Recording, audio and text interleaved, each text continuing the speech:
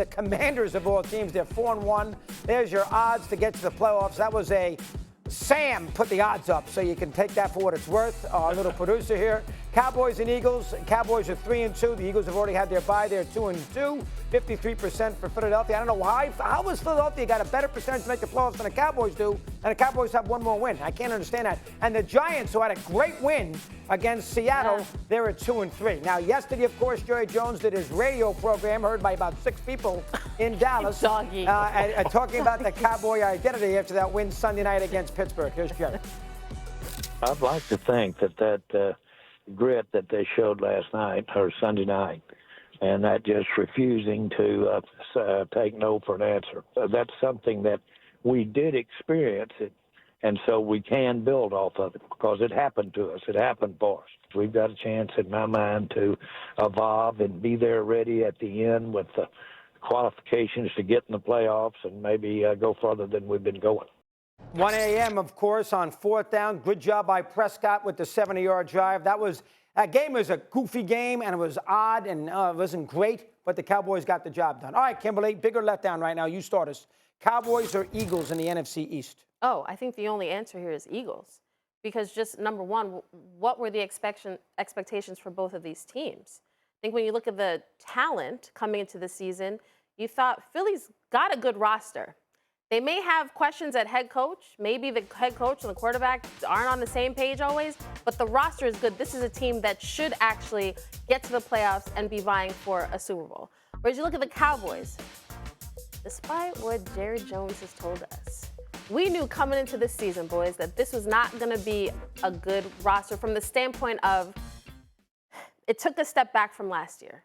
When you look at this run game, yes, they brought back Ezekiel Elliott. This was a guy that they had and then let go, and then 2 years later, like, hey, you know what? He wasn't so bad after all. This was a roster that had holes. Jerry didn't make the necessary adjustments for this roster in free agency last year at the trade deadline, this year in free agency, waited so long to pay the quarterback and the wide receiver.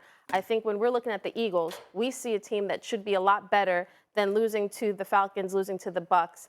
And if they lose to the Browns, forget it. I don't know what I would say about that team. Yeah, have to beat Cleveland. Stevie, go ahead. I totally disagree with Kimberley. I'm not trying to let the Cowboys off the hook. We ain't having that.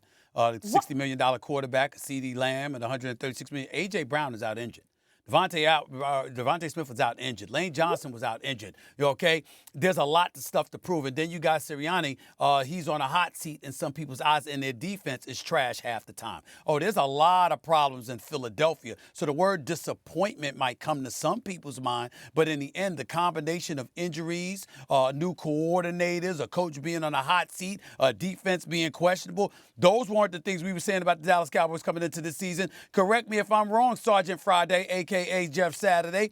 I thought Micah Parsons was going to be one of the highest paid defensive players. That's what I thought. DeMarcus Lawrence, I know him and Micah Parsons was out last games, but before then they was getting ran roughshod over. Everybody could run on them until they ran into the New York Giants, who don't have much of a running game. Their defense was absolutely porous. Offensively, where's your running game? Non-existent. Your passing game, it's CeeDee Lamb and nobody else. What's up with that? It's America's team. We were wondering whether or not the Dallas Cowboys season was going to be over had they not rolled into Pittsburgh last Sunday night and handled their business because Steelers' offense forgot to show up. We got to remember that too. So when I'm looking at a disappointment or a bigger letdown this season, I expected some trouble from the Philadelphia Eagles the minute you lose A.J. Brown, a Devontae Smith, a Lane Johnson. I didn't expect this much trouble from the Dallas Cowboys. Yeah. The Dallas Cowboys looked highly suspect. Hell yeah, they're the bigger letdown this season in terms of their expectations. You know not even close. Kimberley. He's not telling the truth. We're going to get back to you. We'll get to you. You'll get a chance. We got to give Jeff Saturday a chance to babble.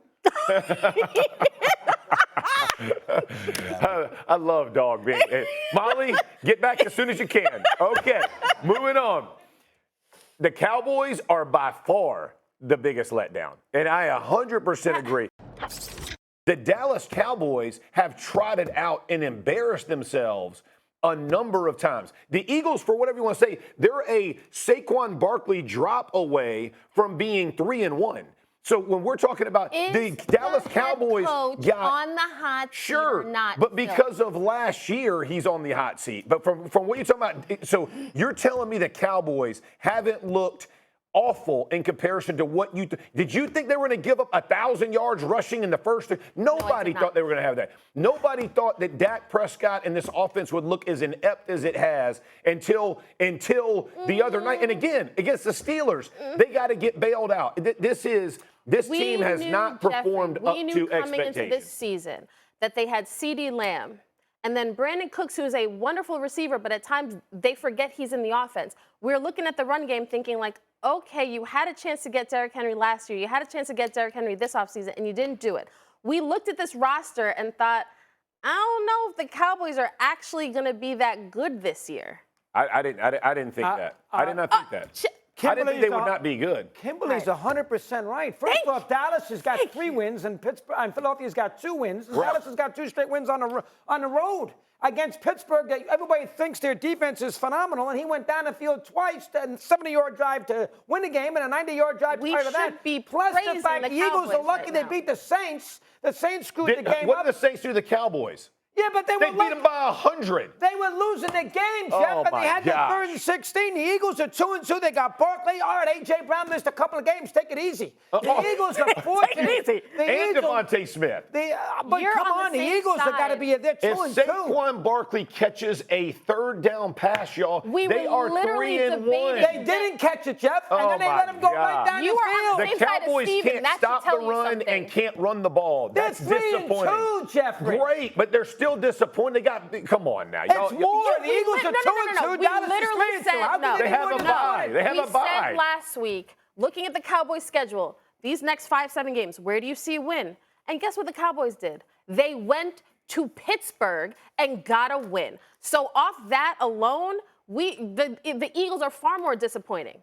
I'm sure people in the Eagles building would tell you, you know what? We actually are more disappointing than the Cowboys. 500. I agree with Kimberly, Steve. I know you and Jeff on the same point. You have the last thought here. I'm going to say it again. If Devontae Smith and A.J. Brown and Lane Johnson and the boys were there, it would be an entirely different story. We were talking about after 3 games how the Eagles could have easily been undefeated if Saquon Barkley hadn't dropped that pass that would have gotten them a 1st down against Atlanta. The fact of the matter is, over the last couple of weeks, the Eagles have been a huge disappointment. The Eagles with their disappointing selves, no doubt, but we expected it with Sirianni, with the injuries that they've had, etc. With the Dallas Cowboys, no one expected them to look this bad defensively. Nobody expected them to resemble a team that was just about Dak Prescott throwing the ball to CeeDee Lamb. Nobody expected that at all. It's been a disappointment. But they still beat your Steelers, didn't they? And they beat the Giants. Yes, they did. Now all of us Which is an indictment against the Steelers. These guys, take it easy. They're over 500. Oh, my word. You're agreeing with Steven. You see? Kimberly and you're on the wrong side of it. I'm on the right side. I mean, it's a rarity, but Stephen A's right on this one. It's rare, but we're together. We're together. It ain't rare. It ain't rare. It's rare, but I'm with you on this one. It ain't rare. It ain't rare, blue eyes. Let's change it. It ain't rare, blue eyes. It's good.